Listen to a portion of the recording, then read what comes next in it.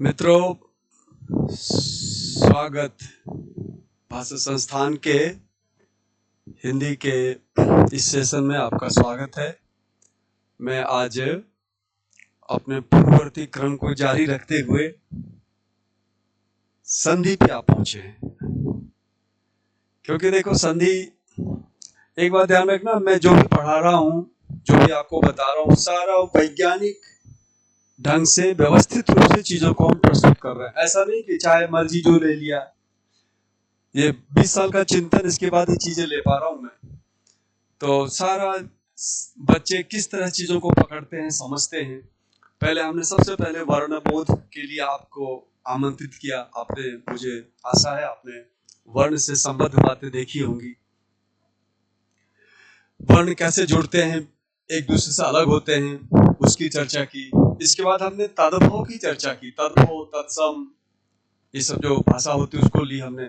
अच्छा, अब संधि पे आए हैं, तो संधि पे आने से पहले हमें उपसर्गों की जानकारी होनी चाहिए थी, तो वो भी ले लिया, उपसर्ग लिया। तो उपसर्ग कुछ निश्चित शब्दांश है जिसका ज्ञान पहले से रहता है, तो वो कैसे जुड़ते हैं, बनते हैं, वो हमें ठीक से बात समझ में आ जाती है, इसलिए हमने उपसर्ग पहले लिए। शब्द निर्माण की हमारे पास 4 तरीके हैं, पद्धति है। हिंदी के जो शब्द बनते हैं वो 4 तरह से बनते हैं। एक बनते हैं वो जो शब्द बनते हैं, एक बनते हैं उपसर्गों से, जो हमने कल देखा, इससे पूर्ववर्ती में देखा। उपसर्ग आ जाता है, शब्द बन जाते हैं और अर्थ बदल जाता है। नंबर 2 हम लेने जा रहे हैं संधि। इसमें भी शब्द बनते हैं, तो एक तो उपसर्ग से बनते हैं, एक संधि से बनते हैं, एक प्रत्यय जोड़ने से भी शब्द बनते हैं, और एक शब्द का निर्माण होता है समास से। 2 शब्द जुड़ के समास का निर्माण होता है। तो शब्द बनाने की जो 4 विधियां हैं, यही वास्तव में असली हिंदी है। मैं तो यही बता दूं आपको, बाकी हिंदी तो खाली बस स्वाध्याय करके भी तैयार करने योग्य है, लेकिन ये जो 4 हिंदी है ना, इसके लिए गुरुमुख होना बहुत आवश्यक है चीजों का। आज से जो कोर आइडिया है, जो कोर ज्ञान है हिंदी का, संधि वगैरह, वो हम आज शुरू करने जा रहे हैं। और संधि के, देखिए, हमने पहले ही आपको बताया हुआ है कि 3 चीजें होती हैं किसी भी विषय को आत्मसात करने के लिए, विशेष करके हिंदी को आत्मसात करने। 3 चीज। एक अवधारणा, जिसकी चर्चा मैं बोर्ड पे करता हूँ, आपके साथ डिस्कस करता हूँ। ऑनलाइन आप कहीं बैठे हो, चाहे अमेरिका में बैठे हो, चाहे इंग्लैंड में बैठे हो, आप बैठे बैठे आप एक अवधारणा प्राप्त कर लेते हो कि भाई क्या थ्योरी है इसके पीछे, सिद्धांत पता चल गया। सिद्धांत जानने के बाद तो सब चीज हल्की हो जाती है। बस एक बार सहमति मिलने के बाद तो सब कुछ सरल हो जाती है। इसके बाद हम उदाहरण पढ़ लें और हम कुछ अपवाद और क्लिष्टों को पढ़ लें, अभ्यास कर लें, तो आप ज्ञानी बन जाते हो, पंडित बन जाते हो। तो हमारा पहला जो सेशन है, ये वाला जो अवधारणात्मक जो कक्षा है, बहुत महत्वपूर्ण है। ये यदि आ जाए तो बाद की दोनों चीजें बहुत सरल हो जाती हैं। फिर मूल्यांकन वगैरह है, वो तो जैसी उपस्थिति उसके अनुसार हम करते हैं। तो आइए, संधि वाली जो चीज है ना, हमारे से संधि सीख लेने के बाद आपको जीवन में कभी भी हिंदी की संधि को कहीं भी जाने की आवश्यकता नहीं। कोई भी शंका, रत्ती भर शंका हम रहने नहीं देंगे। देखिए, अपवाद जो होता है वो रटने की होती है। अपवाद छोड़ दीजिए। अपवाद में तो क्या है कि हमारा तर्क, हमारा लॉजिक चलता नहीं है, क्योंकि ये अपवाद तो विज्ञान में भी होते हैं। अपवाद, जब अपवाद विज्ञान में भी होते हैं, तो फिर भाषा में अपवाद होना कोई आश्चर्य की बात नहीं। तो भाषा तो व्यक्ति के मनोविज्ञान से चलता है, इसलिए इसमें अपवाद हो सकते हैं। अपवाद को अलग से रटना है, बाकी जितनी भी चीजें हैं इतना बढ़िया आप कर लोगे, आप खुद विस्मित होंगे। अच्छा, एक बात और है, आप में से किसी ने पहले से यदि हिंदी सीखी हो, संधि सीखी हो, तो वो हमारे इस पाठ का अनुसरण करें।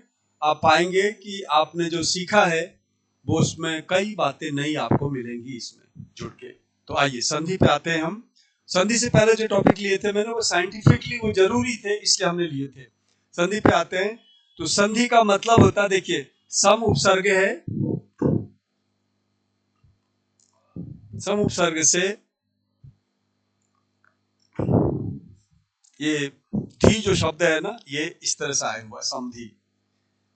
मौक अनुस्वारों के संधि शब्द बनता है। ये जो संधि है, इसमें ज्यादा नहीं जा रहा हूं मैं।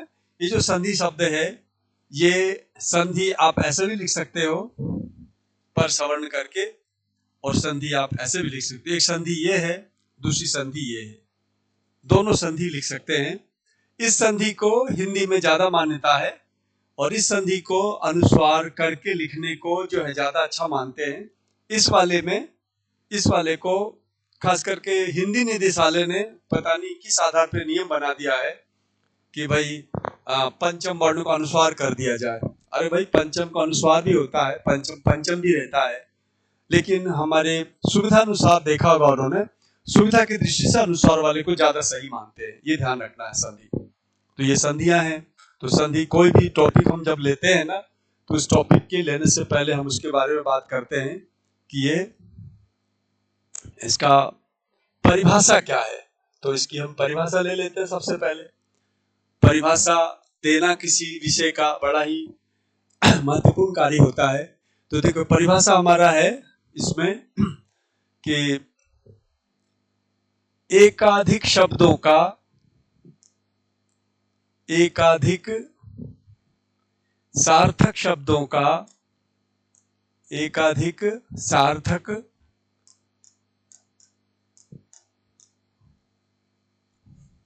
सार्थक शब्दों का परस्पर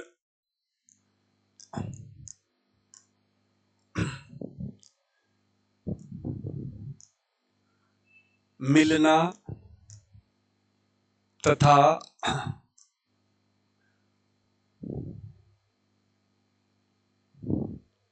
परस्पर मिलना तथा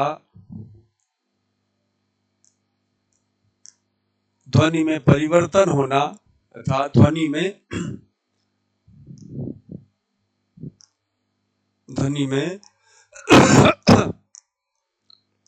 परिवर्तन होना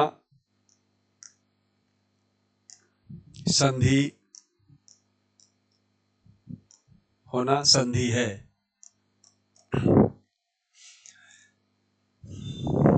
देखिए, उद धन नति, हमारे पास दो शब्द है। उद नाम का एक उपसर्ग है, नति नाम का शब्द है। नति का मतलब है झुकना। नहीं, नति व झुकना नहीं, बल्कि नति का मतलब है गतिमान, गति होना। तो नी धातु से नति बना है। नी का मतलब होता है ले जाना, है ना। देखिए, णी प्रापणे धातु है। णी प्रापणे धातु से ती प्रत्यय करते हैं, तो णी से नति बनता है। अब इसको हम जाएंगे नहीं ज्यादा डिटेल में, प्रत्यय जब करेंगे तब बताएंगे। तो उद से नति जोड़ा। देखिए, द को जो है ना, हम न की वजह से बदल देते हैं, तो बनता है उन्नति। द को न किया और आगे नति है, ये बन गया उन्नति। देखिए, परिवर्तन हुआ कि नहीं हुआ। द जो है न बन गया, इसलिए संधि है। बहुत सरल है ये। द न बन गया, सरल, ये बन गया। अच्छा, ये संधि नहीं है। देखिए, पुनर्गमन,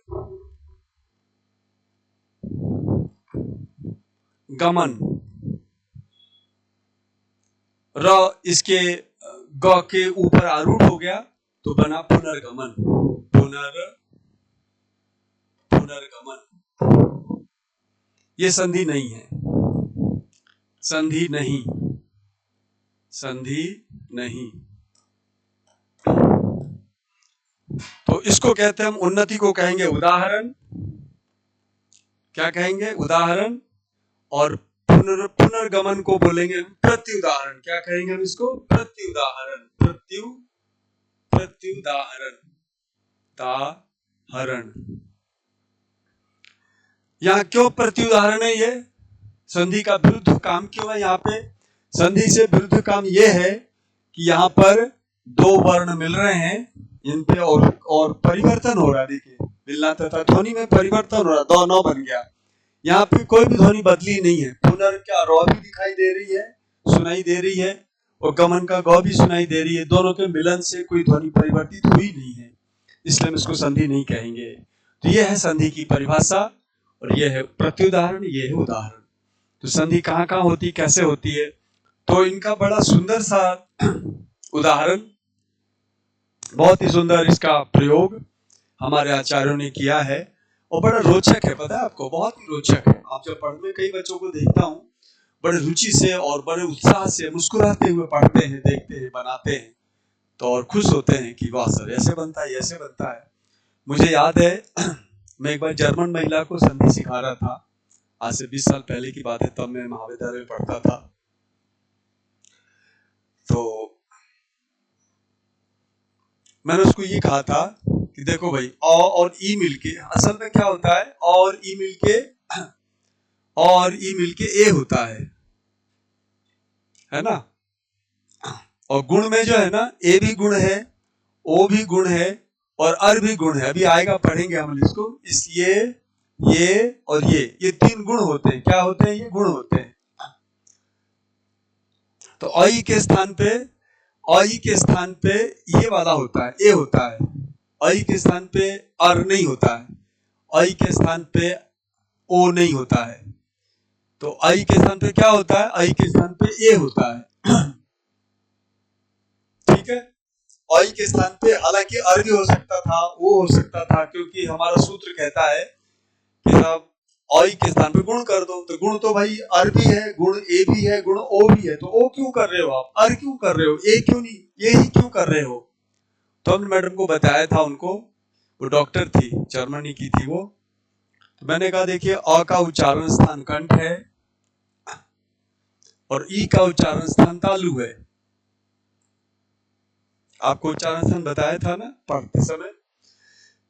अच्छा होगा आप यदि सीधे संधि पढ़ रहे हैं तो 1-2 घंटे की बात है, यदि आप हमारे पूर्ववर्ती वीडियो को देख लेंगे तो बढ़िया रहेगा। अब मैं संधि उच्चारण स्थान की बात कर रहा हूं, तो ये सारी चर्चा हमारी पूर्ववर्ती कक्षा में हो रखी है, तब समझ में आएगा आपके।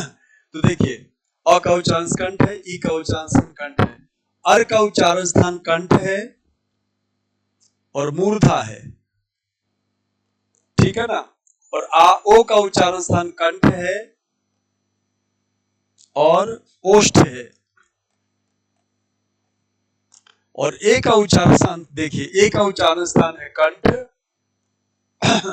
और तालु, क्योंकि ये कंठ तालु से और ई के मेल से बना हुआ है, इसलिए इसका उच्चारण कंठ तालु। इसलिए आई के स्थान पे अर नहीं होगा, आ ओ नहीं होगा, ए होगा।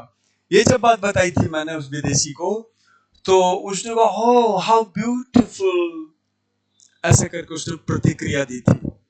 तो हमारे तो क्या है कि ये संस्कारों में मिली हुई थी संधि, बचपन से पढ़ते आ रहे थे। हमने कहा इसमें क्या बात हो गई, बहुत आश्चर्यचकित हो रही है।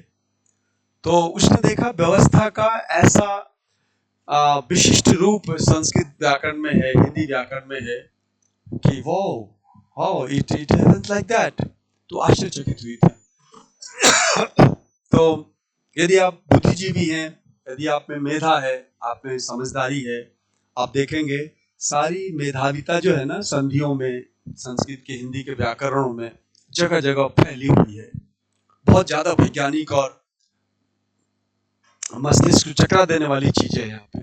यदि आप इसे करते हैं, संधि वगैरह सीखते हैं, तो आपकी मस्तिष्क की कोशिकाएं सचल, गतिशील हो जाती हैं।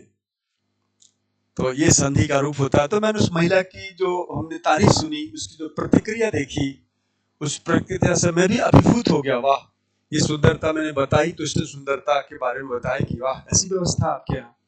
तो ये और ई जो है, दोनों मिलके कंठ तालु बनाते, इसलिए इसके स्थान पे ए होगा, जो सामान्य बात है। हम इसे एज ए ग्रांटेड इसको ग्रहण करते हैं। ये सिद्ध बातें हैं, इसमें कोई आश्चर्य की बात कोई कहता नहीं है। लेकिन पहली बार जो सुनता तो कहता वाह, इसमें तो जैसे हमारे माता पिता हैं, हम तो ग्रांटेड ले लेते, माता पिता है, मम्मी है, पापा है, क्या है, ठीक है ना, है तो है। लेकिन ऐसी बात नहीं है। आप मम्मी पापा का महत्व उनसे पूछो जिनके मम्मी पापा नहीं रहे हैं। ये चीज है, हमारी भाषा इतनी विशिष्ट है, हम इसको ऐसे देख लेते हैं। जब अंग्रेज और जर्मन हमें हमारी भाषा को देखते हैं ना, तो पाते हैं कि यार गजब हो गया भाई, इतनी सुंदर व्यवस्था है हिंदी व्याकरण में कि वो आश्चर्यचकित होते हैं। वो चीज है, क्योंकि उनके है ही नहीं, उनके मम्मी पापा है ही नहीं, मर गए बचपन में। और हमारे मम्मी पापा जो भाषा है, उनकी भाषा में इतनी सुंदरता है ही नहीं, इसलिए वो मातृ-पितृविहीन है। और हमारी भाषा में इतनी सुंदरता है कि हम उसको उतना महत्व नहीं देते हैं। तो ये चीज मैं बताना चाहता था आपको। चलिए मैं वापस आता हूं संधि के ऊपर। देखिए संधि में क्या है, परिभाषा हो गई। अब संधि की भेद पे चर्चा कर लेते हैं थोड़ी सी हम। भेद जो है ना, भेद, ये भेद है संधि का। एक तो है स्वर संधि, जिसका नाम अच संधि भी है, अच भी बोलते हैं इसको, पहला भेद। दूसरा भेद है व्यंजन संधि, व्यंजन, जिसका नाम हल संधि भी है। तीसरा नाम है विसर्ग संधि, विसर्ग संधि का एक ही नाम है विसर्ग। और चौथा नाम है स्वादि संधि, स्वादि संधि। इन दोनों को कुछ आचार्यों ने विसर्ग में मिला रखा है। तो कुल संधि हिंदी में जो है ना 3 मानी जाती है, लेकिन मैं भाई 4 मानूंगा, क्योंकि स्वादि को विसर्ग में मिलाने का कोई तुक नहीं है ना। आप अपने मामा को चाचा बोलने लग जाओ, इसका कोई मतलब नहीं। आप सुविधा अनुसार मामा को चाचा बोलने लग जाएंगे तो ये कोई बात नहीं। मामा मामा है, चाचा चाचा है, सबका अपना अलग वैभव है, अलग महत्व है। ऐसे थोड़ी कि तुम उपराष्ट्रपति को राष्ट्रपति बोल दो, राष्ट्रपति को उपराष्ट्रपति बोल दो। तो ये लोगों ने चला रखा है, इसलिए ऐसा बोलना पड़ रहा है मुझे। ऐसा कुछ नहीं है। लोगों ने विसर्ग और स्वादि को एक में डाल रखा है, मैं इसका कट करता हूं। ऐसा कुछ नहीं है। विसर्ग स्वर संधि 1 है, व्यंजन संधि 2 है, विसर्ग संधि 3 है और ये 4 है। आप कर लेना भाई। मेरे को क्या है, देखते देखते मक्खी निगली नहीं जाती है। दूध में मक्खी है और उसको हम पी रहे हैं जानते हुए भी, वो मेरे बस का नहीं है। तो हमें 3 विसर्ग संधि 4 स्वादि संधि माननी होगी। आप मक्खी को निगल लो, आपकी मर्जी है, तो अलग बात है। लोगों ने निगल रखे हैं, मेरे बस का नहीं है कि मैं मक्खी को निगलूं। तो हमारे हिसाब से विसर्ग एक संधि है, स्वादि एक संधि है। और जो विसर्ग नाम दिया है दोनों को, सुविधा के अनुसार दिया है, वो उनको देने दो, वो देने दो उनको, वो कोई बात नहीं। अभी मैं कुछ बोलना नहीं चाहूंगा इस मामले पे। और पूरी हिंदी मैं आज अनाउंस कर रहा हूँ, पूरी हिंदी व्याकरण जितने भी है भारतवर्ष की, सब गलत है। जिन जिन विद्वानों ने हिंदी लिखी है, जाना है, किया है, वो थूकते हैं चाटते हैं, थूकते हैं चाटते हैं, ये स्थिति है। तो अभी आएगी संधि, बताऊंगा आपको मैं। और कई बार क्या संधि, बेचारे हिंदी संस्कृत वाले भी इसमें कंफ्यूज हो जाते हैं, क्योंकि वहां भी कई जगह त्रुटि हो रखी है। पर हमारे यहाँ भाषा संस्थान में कोई थूकने चाटने का काम नहीं होगा, विधिवत प्रामाणिक काम होगा, आप देखेंगे। और आप पाएंगे, जब मैं संधि पढ़ाता हूं तो सामान्य कॉमन सेंस वाला बंदा भी कहता है कि सर ऐसा ऐसा क्यों किया आपने, इसमें विसर्ग है ही नहीं, आपने इसको विसर्ग संधि क्यों, कैसे पूछते हैं वो। तो मैं क्या जवाब दूं। जो बुद्धिमान बच्चे पढ़ते हैं, जब वो तर्क करते हैं, सर 2 2 4 होता, 5 क्यों कह रहे हो, मैं क्या जवाब दूं। उस जवाब का उसके प्रश्न का उत्तर है स्वादि संधि को मानना। यदि स्वादि संधि मान जाते हैं आप, तो कोई समस्या नहीं आती है, बढ़िया से सारी संधियां बन जाती है। तो आइए देखते हैं हमारी। वैसे तो ध्यान रखना, भारत सरकार और जो प्रसिद्ध जो संधि की जो व्यवस्था है वो 3 है, हमने 4 माना है ताकि हमें कोई ज्यादा दिक्कत न हो आगे चल के। ठीक है ना, लॉजिकल है, तार्किक है, व्यवहार सिद्ध है। और सबसे बड़ी बात, हमारी सारी बातों का समाधान 351 आर्टिकल देता है। 351 आर्टिकल क्या रखा भाई, संस्कृत के अनुसार संधि चलेगी, संस्कृत के अनुसार प्रत्यय चलेगा, संस्कृत के अनुसार शब्द बनेंगे। दादा बाबा कह गए हैं, फिर भी खामखा हमारी संपत्ति में पड़ोसी हिस्सा ले रहा है अनावश्यक। तो इसके क्या कारण है वो तो भगवान जाने, जो भी है। लेकिन मैं एक बार ये 4 विभेद किए हैं, आप 3 विभेद ही कर लो, है ना। जो प्रसिद्धि है, जो प्रसिद्ध विभेद है, प्रसिद्ध विभेद 3 है, और मेरा विभेद कितना है, 4 है। आपको ऐसे समझना है ना। एग्जाम में पूरे नंबर लाने में मेरी विधि से सुविधा रहेगी, पूरे नंबर लाने में कोई बाधा नहीं आएगी, क्योंकि ऐसे प्रश्न पूछे नहीं जाते हैं। लेकिन हाँ, यदि आप विधिवत चीजों को सीख जाओगे तो सारे प्रश्नों का उत्तर आप दे सकोगे। हमारे बच्चे, बहुत सारे बच्चे हैं जिन्होंने परीक्षाएं दी हैं, उन्होंने एक्स्ट्रा ऑर्डिनरीली उन्होंने परफॉर्मेंस किया है, उन्होंने बहुत बढ़िया प्रदर्शन किया है, इसलिए आप भी बढ़िया करोगे ये मान के चलो, है ना। तो चलिए, विभेद हो गया। विभेद के बाद हम आते हैं, ये जो 3 विभेद हैं, तो देखिए अच का विभेद है, अच का विभेद है दीर्घ, इसको कहते हैं सवर्ण दीर्घ। इसे ध्यान से देखो, आप इसका मैं नाम दे रहा हूं, क्या नाम दे रहा हूं दीर्घ का? दीर्घ का नाम है सवर्ण दीर्घ।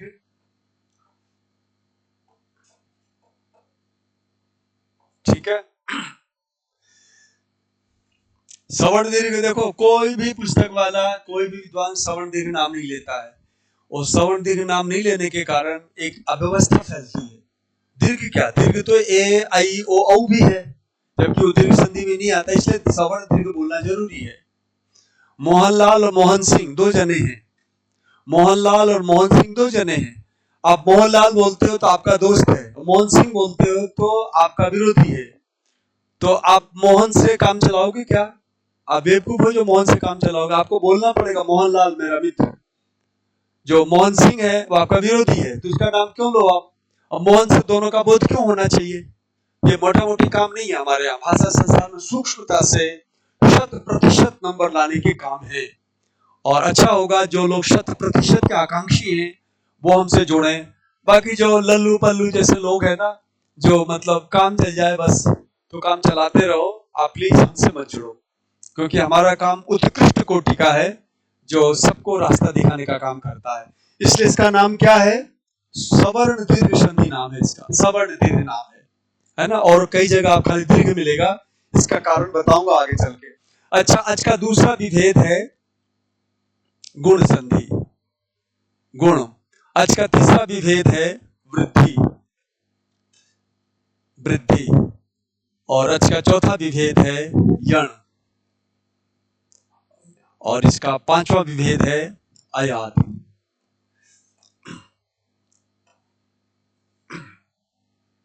अब इसमें प्रकृति भाव वगैरह भी है, लेकिन वो मैं मानता हूं कि प्रकृति भाव जो है ना वो हिंदी में है ही नहीं, प्रकृति भाव हिंदी में नहीं है, तो इसको हम नहीं ले रहे हैं, है ना। प्रकृति भाव भी है, इसमें पररूप भी है, पूर्वरूप भी है। देखो, पररूप नाम की संधि है, पररूप है, पूर्व रूप है,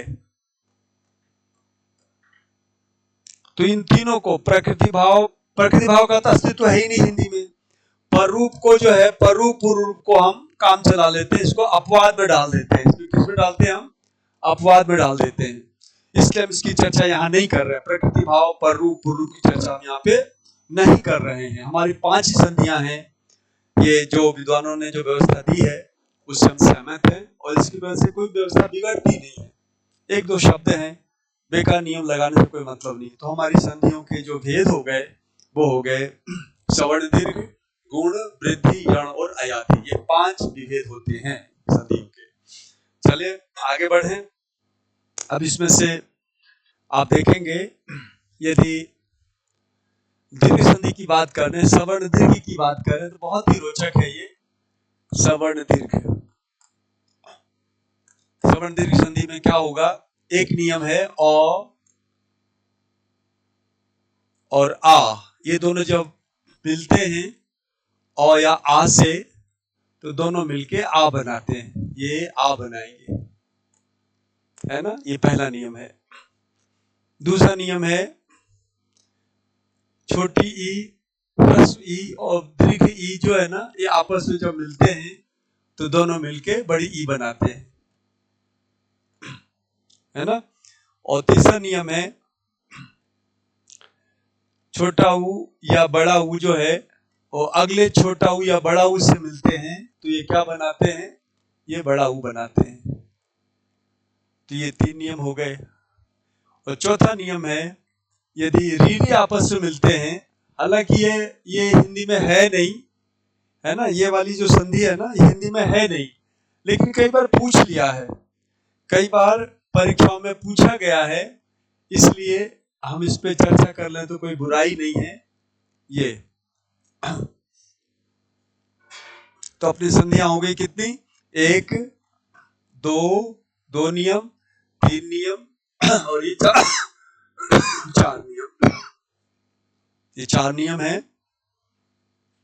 तो इस तरह से बनता है। इसको देखते हैं, उदाहरण देख लेते हैं। देखिए, जैसे देखिए, भगवान विष्णु का नाम है दैत्यारी, दैत्यों की अरी, दैत्य धन अरी, है ना। तो यहाँ देखिए, दैत्य धन अरी है ना। दैत्य में य में अ है और अरी का अ है। एक बार फिर से, यदि आप हमारी वीडियो को सीधे देख रहे हैं तो हो सकता है कुछ कठिनाई हो। यदि वर्ण वाले पे एक बार चले जाओ, उसे आराम से देख के फिर इस पे आओ, पॉज कर करके धीरे धीरे करो, तो आप जिंदगी में कभी भी कहीं भी किसी भी संधि में नहीं रुकेंगे, सारी संधियां आपको आ जाएंगी। लेकिन सीधे यदि आप संधि आज से देख रहे हैं, अच्छा होगा, मैं आपको परामर्श दूंगा कि आप पहले वर्ण वाला जरूर देख लें। पहले के 2-3 हमारे वो हैं, उसको देख लेंगे तो इजी रहेगा। बाकी जानते हैं, मुझे पता है स्कूलों में भी, कॉलेजों में भी, कहीं भी बेसिक ढंग से कंसेप्ट को क्लियर करके कहीं कोई पढ़ाई की व्यवस्था नहीं है। इसलिए उस सारी समस्या को दूर करने के लिए मैंने सारी विधियां विकसित की है। हमारी जो शिक्षण विधियां हैं वो अपने आप में बेजोड़ है। आप देखेंगे हम जो विधि दे रहे हैं आपको, तो देखिए, तो वर्णक्षेद वाली बात यदि किसी को आती है तो आराम से इसको समझ सकता है। दैत्य को मैंने ऐसे किया, पहले हमारे पास 2 अ सामने आमने सामने हो गए। अब नियम कह रहा है अ आ जब भी मिलते तो आ होता है, इन दोनों को मिला के हमने कर दिया आ, तो क्या बन गया, दैत्य आ और ही मिला दिया इसको तो बन गया दैत्यारी। समझे, ये बन गया दैत्यारी। ये अ के बारे में इस तरह के हमें उदाहरण करने होते हैं। ई का देखिए आप, जैसे मैं लेता हूं यहाँ पे प्रीति शब्द लिया हमने, प्रीति, और अलग शब्द है ईस, है ना। और यहाँ पे देखा जाए तो प्रीत में जो है ना, प्रीत में छोटी ई है और ईस में बड़ी ई है। और हमारा नियम क्या कह रहा है, दोनों मिलके बड़ी करेंगे, तो ये दोनों मिलके हो गए बड़ी ई, दोनों मिलके बड़ी ई हो गए, तो हमारा शब्द बन गया प्रीत, ई और श। इसको मिलाओगे तो क्या बन जाएगा, ये बन जाएगा प्रीतीश। प्री तो पहले से बड़ी है ही, तो हमने बड़ी ई मिला दी, तो ये बन गया प्रीतीश। ये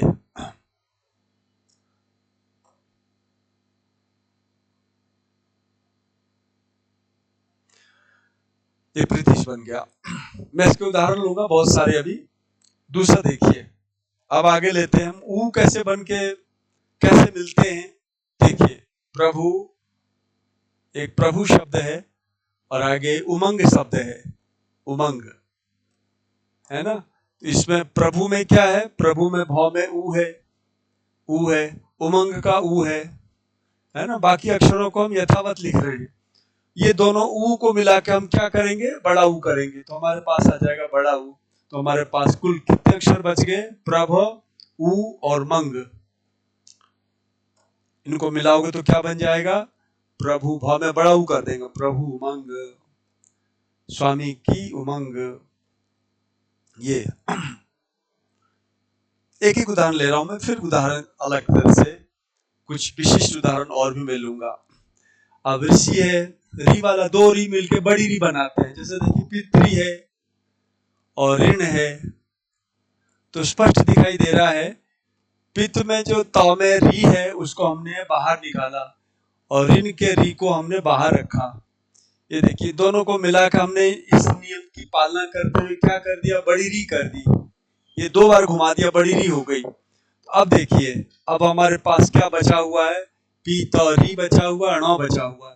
अब हलंत अक्षर जो होता है वो स्वर से मिल जाता है, तो हमने तो को री से मिलाया, तो हमारा शब्द क्या बन गया, तो 2 बार हमने ऐसे ऐसे घुमाया तो बड़ी री हो गई, ये बन गया पितृ। बस इतनी सी है स्वर संधि का पहला हिस्सा, दीर्घ संधि। सवर्ण दीर्घ इतने 4 नियमों से बने हुए होते हैं। ये हिंदी में नहीं है, लेकिन मैंने कई बार देखा है, खास करके भारत सरकार की परीक्षाओं में ये वाला पूछ लिया है।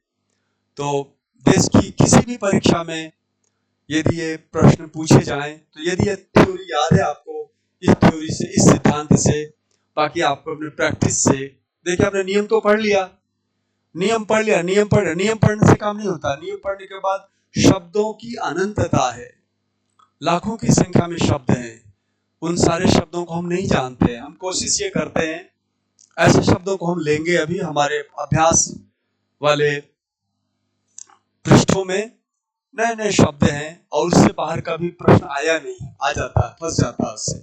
तो एक बार मैं कोशिश करूंगा इन्हीं नियमों को लेके, दीर्घ संधि को लेके हम आपसे आगे चर्चा करें। तो देखिए हम आगे ले रहे हैं आपने कैसे देखा कि पहले हमने संधि की बात की, परिभाषा ली हमने, परिभाषा में बताया ये उदाहरण है, ये प्रति उदाहरण है, ठीक है ना। इसके बाद हमने आपको ये बताया कि कैसे एक विदेशी महिला औई के स्थान पे ए किए जाने पर वो उद्वेलित नहीं बल्कि उत्कंठित होकर के प्रसन्न हुई थी। मैंने उदाहरण सिखाया आपको। और फिर इसके बाद आप जो भेद है, हमारे भेदों पे आए हम। भेद इसका मैंने 3 बताया। प्रसिद्ध जो भेद है वो 3 है। कौन कौन सा? अच, हल और विसर्ग संधि। लेकिन मैं अपनी ओर से इसको 4 विभेद कर रहा हूं ताकि पूरी बात ठीक से समझ में आ जाए। स्वादि नहीं मानने से व्यवस्था बिगड़ती है, इसलिए हमने स्वादि संधि भी मानी है। तो हमारे हिसाब से 4 भेद है और सामान्यतया जो है लोक में 3 विभेद माने जाते हैं। और फिर हम आगे बढ़े तो हमने पाया कि सवर्ण दीर्घ संधि को हमने जब लिया तो हमारे सवर्ण दीर्घ के ये 4 नियम हैं। इन चारों को यदि आप देख रहे हो, समझ रहे हो, तो इसका मतलब है यही आधार है। इसी आधार पर आगे की सारी संधियां काम में आएंगी, है ना। तो ये हमने लिया। अब मैं आप थोड़ा सा इसका उदाहरण दे देता हूं ताकि अपन को बना सकें। देखिए हमारे पास शब्द है श्रीधन ईश,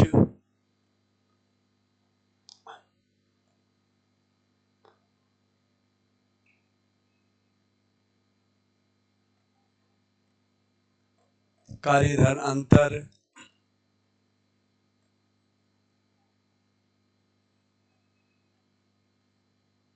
अनुधन उत्तरित,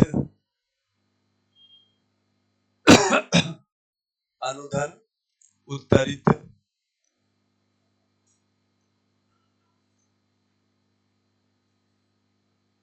अनुधन उदित, अनुधन उदित, मातृधन ऋजुता,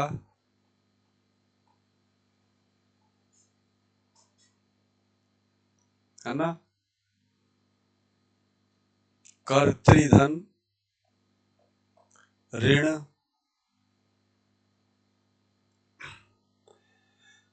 और आगे हम लेंगे तो नीति धन ईश। इन सारे शब्दों को बनाइए, क्या बनेगा आप बताइए मुझे। इनको सबको जोड़ के नियमानुसार, यदि आप एकदम आरंभ करने वालों में से हैं, एकदम नए हैं, तो जैसे मैंने चरणबद्ध ढंग से किया था 3 चरणों में, ऐसे प्रत्येक 3 चरण लेके फिर बनाइए, एकदम सही जाएगा। और यदि आप जानकार हैं, अभ्यास है आपको, तो सीधे आप इसका दोनों को मिलान करके बनाइए। ये तो हो गया, ये हो गया संधि कार्य। या संधि कार्य करना है, यह है संधि कार्य। हमारे पाठ्यक्रम में संधि कार्य और विच्छेद कार्य दोनों हुआ करते हैं। तो विच्छेद कार्य के लिए मैं कुछ शब्द यहाँ लेता हूँ। ये देखिए विच्छेद कार्य का शब्द मैं यहाँ ले रहा हूँ। विच्छेद कार्य भी करवाते हैं वो लोग। विच्छेद कार्य थोड़ा कठिन हो जाता है, यहाँ तो नियमानुसार काम कर देंगे, बन जाएगा, लेकिन विच्छेद में जब तक शब्द ज्ञान नहीं होगा तब तक आप सही विच्छेद नहीं कर पाएंगे। जैसे देखिए हमारे पास शब्द है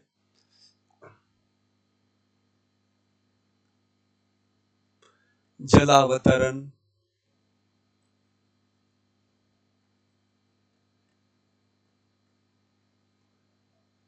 कार्याशक्त, कामासक्त,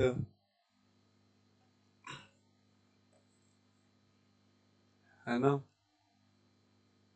भूर्ध्व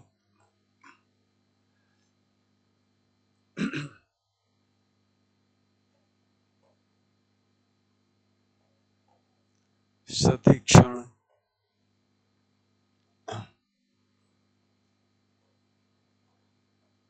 अभिष्ट अभीप्सित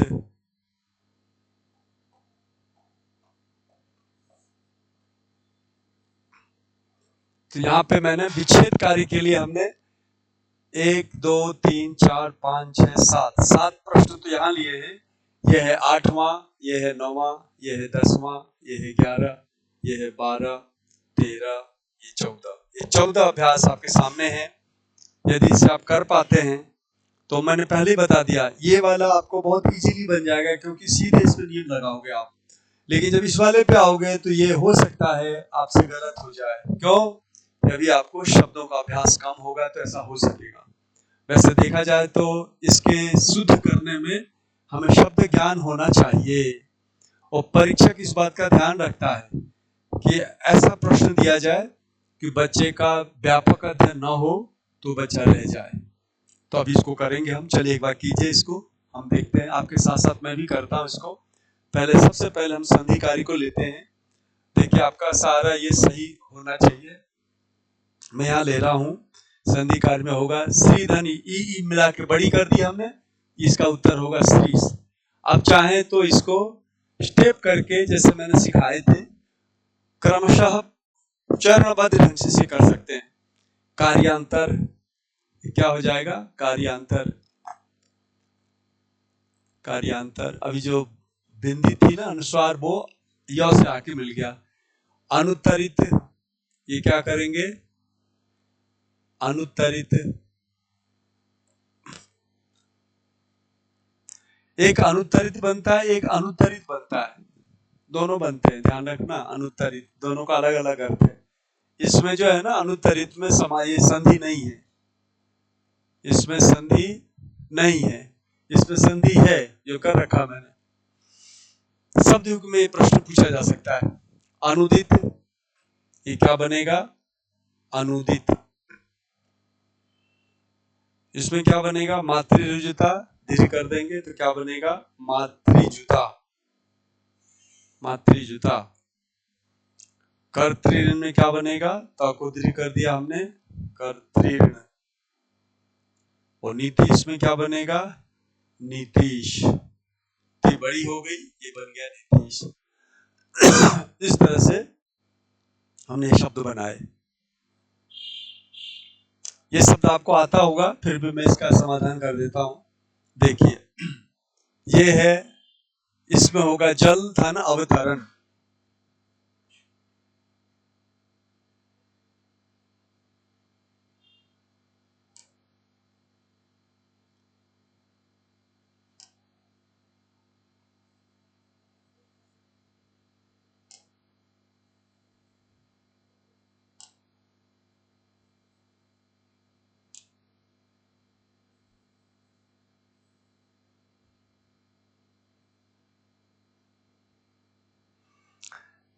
तो जल धन अवतरण, इसका क्या होगा?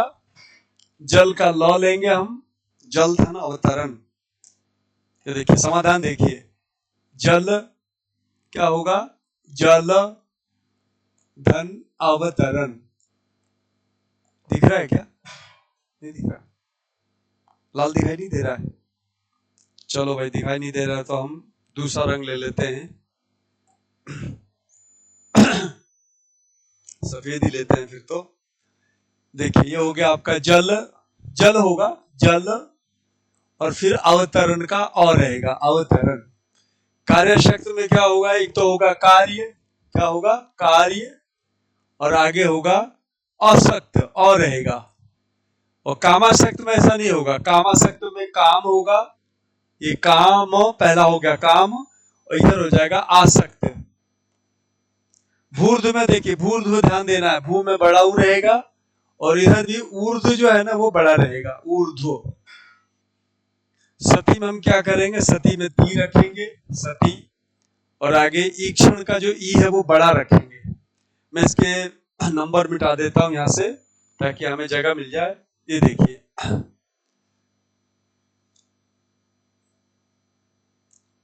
देखिए भूर्ध्व ने क्या बताया, भू बड़ा रहेगा और ऊर्ध्व रहेगा, ऊर्ध्व ऊर्ध्व। सती में ती बड़ी रहेगी और आगे ईक्षण ई रहेगा, आगे क्षण जुड़ जाएगा इसमें। अभी नाम का एक उपसर्ग होता है, हमने शुरू में अभी की बात की थी पहले, और इष्ट जो होता है वो छोटी ई होती है, तो ये अभिधन इष्ट होगा। और अभिप्सित में फिर गड़बड़ हो गया, अभिप्सित में क्या, भी तो छोटी ही रहेगी लेकिन ईप्सित जो है ना वो बड़ी रहेगी, तो अभिप्सित बन जाएगा। तो देखा आपने, संधि करने में ज्यादा समस्या नहीं आ रही है, संधि तोड़ने में छोटी कौन सी है बड़ी कौन सी इसकी समस्या आती है। तो अभी मेरा उद्देश्य भी यही था कि मैं आपको बता दूं समस्या क्या क्या आ सकती है। नियम सीख लो, इनको ध्यान रखो, बाकी चीजों को हम धीरे धीरे धीरे धीरे समाधान करेंगे। आज संधि की शुरुआत थी, कुछ अतिरिक्त चर्चा भी हुई है, इसलिए ये केवल हम दीर्घ संधि ले पाए। अगले सत्र में मैं कुछ अन्य संधियों को लूंगा। और सबसे पहले, जैसे मैं पहले बार बार कहता हूं, हमारा ये अवधारणात्मक कक्षा को ठीक से समझ लिया आपने तो आने वाली तमाम संधियों के रूप आपको आ जाएंगे। अवधारणा बहुत आवश्यक होती है, पहले पता हो कि हमें इस दिशा में जाना है, तो दिल्ली पहुंचेंगे, तभी आप सही दिल्ली पहुंच पाओगे। तो मैं आपको पहले ही बता दूं, ये दिशा है। अवधारणात्मक कक्षा में क्या होता है, दिशा का निर्धारण हो जाता है, और यदि गलती से अवधारणा गलत है, कंसेप्ट गलत है, यदि पता चला कि आप दिल्ली जाने के बजाय आप कोटा पहुंच गए, तो वो गलती नहीं होनी चाहिए। आप पिछले अवधारणा को ध्यान से सुनिए और बाकी चीजों का समाधान होता रहेगा। फिर तो आप कई पुस्तकों से सहायता ले सकते हैं और भी चीजों को पढ़ सकते हैं। पर मैं जैसा पहले कह चुका हूँ, शुरुआत की मेरी 25 से क्लास ऐसी होगी जो बिल्कुल अवधारणा पर और सरल होगा। पहले स्तर की क्लास होगी हमारी, बिल्कुल छोटे बच्चे के स्तर की। इसके बाद हम थोड़ा सा स्तर ऊंचा करेंगे, जो परीक्षा में सीधे आ जाते हैं। इससे भी प्रश्न आते हैं, पर इससे प्रश्न 40-50% प्रश्न हमारे एक परीक्षा में फंसते हैं, और बाकी जिससे कि बच्चे सेलेक्ट होते हैं वो प्रश्न हमारे परवर्ती जो हमारी कक्षाएं होंगी, जो क्लिष्ट और अपवादों की चर्चा होगी, उसमें हम इसकी चर्चा करेंगे। तो आज के लिए इतना बहुत है।